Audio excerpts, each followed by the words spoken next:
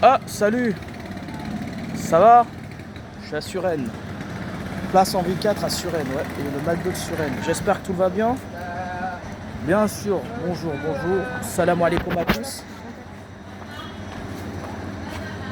Salam alaikum à tous. En ce lundi 12 mai 2025, le nouveau pape mondialiste, oui. Une attaque de Houthis qui s'est passée au Yémen, à Tel Aviv. La riposte yéménite des Houthis. Voilà quoi. Ce qui s'est passé, il y a eu une attaque suite au bombardement sauvage de civils yéménites par Israël et les camps de Trump. La fin d'un conflit. Je pense qu'il veut dialoguer avec le Hamas pour mettre fin à cette guerre. Trump, ça lui coûte super cher, ça va lui péter la gueule. Je pense qu'il va se rétracter, mais Trump, j'y crois un seul seconde, son côté pro-palestinien. Ça reste un sioniste carabiné et chevronné, bien sûr.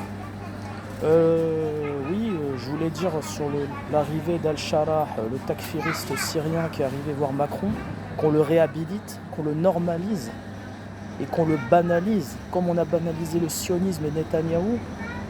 Bravo, bravo, bravo, bravo, bravo. La diabolisation de l'Iran, mais soutenir des takfiris, des égorgeurs, mais criminaliser la cause palestinienne, criminaliser au nom de l'antiterrorisme, tout ça, on voit bien que là, encore une fois, l'arnaque de l'antiterrorisme est une escroquerie inspirée par l'Algérie dans les années 90, bien sûr, inspirée même par le sionisme et le néoconservatisme et le communisme et le capitalisme, toutes ces idéologies mortifères modernes qui a détruit le monde musulman, bien entendu. Également, bien sûr, je suis en direct de Suresnes, place Henri IV. Je voulais faire une petite vidéo d'actualité en ce lundi 12 mai 2025. La situation est catastrophique en Palestine. La guerre entre le Pakistan et l'Inde, donc c'est une vieille guerre qui est depuis leur indépendance en tout cas. Mais à qui profite le crime? C'est ça que j'ai envie de dire. À qui profitent les tensions qui pourraient basculer éventuellement et potentiellement à une troisième guerre mondiale, à une guerre nucléaire qui est catastrophique? À qui profite ça? Qui a intérêt à que l'Inde et le Pakistan se bombardent? Réponse, les grandes puissances. Que ce soit occidental, russe ou chinois, ou arabe, ou israélien ou turc, ou même iranien, pourquoi pas. Mais en tout cas, ça ne profite pas des puissances. L'Inde qui est déjà une grande puissance, que ce soit militaire, nucléaire, économique, qui est une future puissance émergente, qui est en train d'émerger en future puissance économique et qui est un concurrent de l'Inde. Ils ont intérêt à détruire l'Inde pour casser aussi la nouvelle route de la soie co-initiée par la Chine et la Russie et l'Inde. Pour garder le leadership occidental, il y a toujours un intérêt de contrôler. C'est pour ça qu'ils ont le seum de voir les talibans prendre le pouvoir, parce que ça profite qu'aux Chinois également en partie. Saboter le projet de la route pipeline qui est acheminé du pétrole du Kazakhstan, le transférer en Occident, ensuite acheminer du pétrole irakien.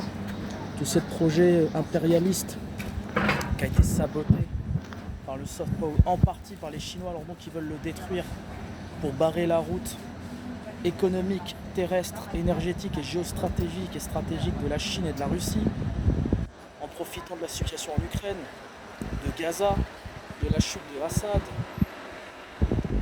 parce que l'Occident est en déclin, il faut le dire, un Occident déclinant, contrôler le Heartland, d'où pourquoi on instrumentalise les Ouïghours et les Tibétains. En tout cas, tout ce qui est sûr, c'est que ça ne profite ni au Pakistan et ni à l'Inde. Ça profite aux ennemis des deux nations, bien entendu. La guerre indo-pakistanaise qui dure depuis 1947. Mais bizarrement, l'officialisation de la guerre israélo-arabe, bon, ça a duré depuis longtemps, ça a duré au 19e siècle, dès la révolte des Maronites, dès l'écrasement des Maronites par l'Empire ottoman, dans les années 1860 au 19e siècle, bien entendu.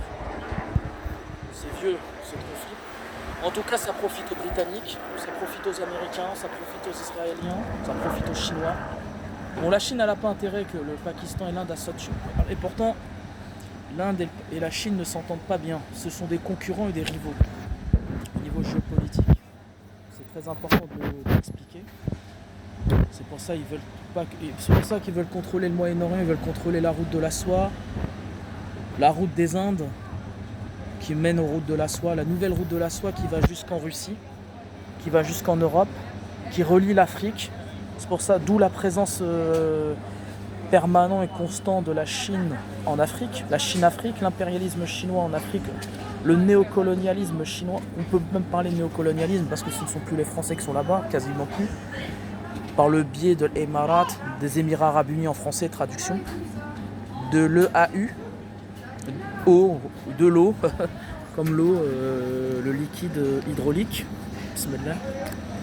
Allez, à votre santé les gens. En ce lundi, 12 mai 2025, la situation chaotique dans le monde, le basculement sur la Troisième Guerre mondiale. Moi aussi je ne souhaite pas ça, mais j'en parle. Il y a aussi un intérêt, la guerre au Azerbaïdjan, mais ça profite à qui? Israël, pour s'approvisionner en gaz peu coûteux et pour organiser des placements, pour implanter leur base militaire afin de coloniser l'Azerbaïdjan, soi-disant pour attaquer l'Iran, mais pas que. Ils veulent tout coloniser, Israël, ils veulent tout. Ils veulent même coloniser la Turquie. Ils veulent coloniser. D'ailleurs, la prochaine cible après la Syrie, c'est l'Irak. C'est pour ça qu'ils ont besoin d'El-Joulani, c'est pour envahir la Syrie et pour projeter le grand Israël. Le Tigre et l'Euphrate, parce que la prochaine cible, c'est qu'Israël. Cette fois, ce ne seront plus les Américains, ce seront Israël qui vont attaquer l'Irak. Parce que l'Irak, ils ne vont pas lâcher. C'est pas que Saddam Hussein, le méchant dictateur Saddam Hussein, ou les méchants terroristes. Pour moi, des fils de pute, bien entendu, ce sont des fils de pute, mais les méchants de Daesh, quoi. Bon, ça, c'est qu'un leurre.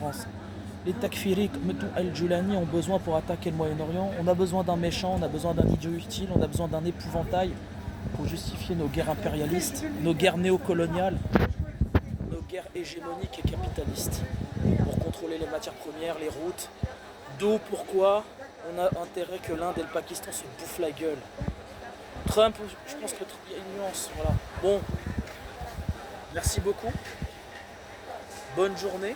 Salam alaikum et à vous. Shalom à tous. Ça va, salut. En ce lundi 12 mai 2027, en direct de Suresnes, place Henri IV à Suresnes. Voilà. Le café, le fourni. Je suis à la boulangerie Le Fourni d'Henri IV. Du nom de Henri IV, le roi de France, tué par Ravaillac. Henri IV de Bourbon de Capet. Et non pas Henri IV le franconien qui s'est prosterné à Canossa auprès du pape Grégoire VII, auquel fait référence Tebboune pour pas se rendre en France, bien entendu. Et là, je suis derrière le restaurant Le Gagna, allez-y, qui est là-bas, place Henri IV, qui est juste derrière moi.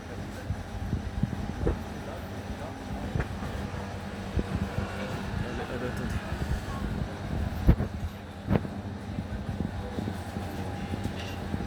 Voilà. Oh, ma tête. Voilà, le Gagna qui est juste là. Vous voyez, je me suis décalé, voilà. Qui est juste là-bas. Voilà. Bon, allez, bonne journée à tous. En ce lundi 12 mai 2025. Petit live d'actualité entre nous. Allez, islam à tous. Oh merde. Oh merde, j'ai fait tomber cette merde. Voilà.